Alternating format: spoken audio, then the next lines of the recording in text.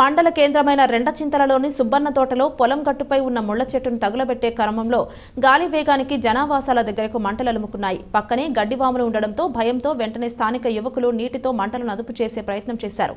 అనంతరం అగ్నిమాపక శాఖ అధికారులకు ఫోన్ చేసి చెప్పడంతో వారు హుటాహుటిన అగ్నిమాపక శకటంతో సంఘటనా స్థలానికి చేరుకుని మంటలను అదుపు చేశారు.